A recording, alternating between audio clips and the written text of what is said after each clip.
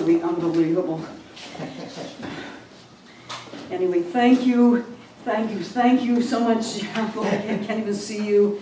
You know, the first time I saw, or Jack introduced me to me, he said, think of me, he came from behind and he said, Pegarty, think of me as an Italian-Irish leprechaun. I thought that was absolutely perfect. And you look like one too. We got it. Cora. And he kept talking and then he kept writing and he made this huge book. And only a leprechaun, I think, could make such an immense book. So he's asked me to read passages from Philomene's 2002 interview at the Adelle Museum. And you probably can't see these two pictures, but visual, whatever. This is actually Mark Twain at 15 years of age and St. Teresa with a little flower. You'll see, as a child, I didn't identify with Huck Finn. I was Huck Finn. There was no separation between myself and Huck Finn. I joined that with St. Teresa in some fashion. The odd thing is that those were the two heroes of Jack Kerouac. It is an inherent conflict in which I always swayed back and forth when I finally did become a good sister when I was a nun. Then I became a bad boy.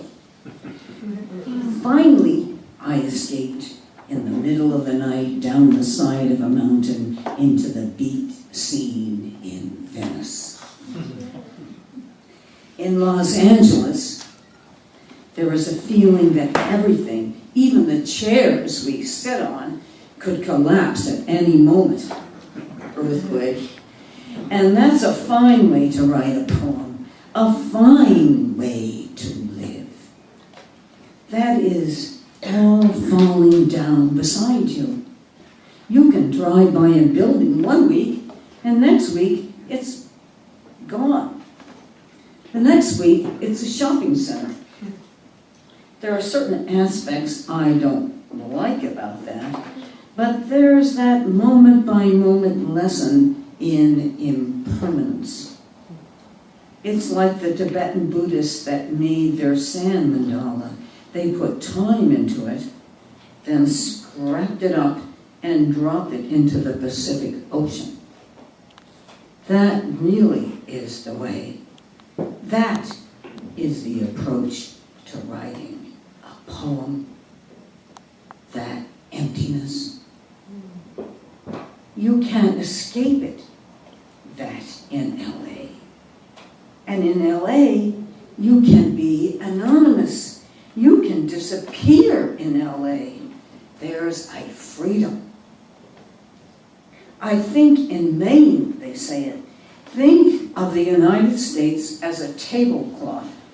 Pick up the tablecloth at the state of Maine and let all the knives and forks, plates and debris fall. It will fall into Los Angeles.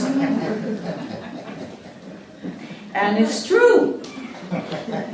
When they want to get rid of somebody back east, they give them a one-way ticket to Los Angeles. We are the debris of the freest country in the world.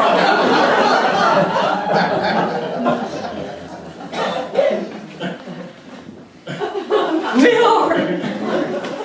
And then now, Jack has asked me to read one poem from this great book. It basically is Philomene writing a poem, which is kind of really scary. I write as the muse requires. For Frank T. Rios, Stuart Z. Perkoff, and Tony Chabella. I step inside the poem. I can barely see in the mirror, which is her sky.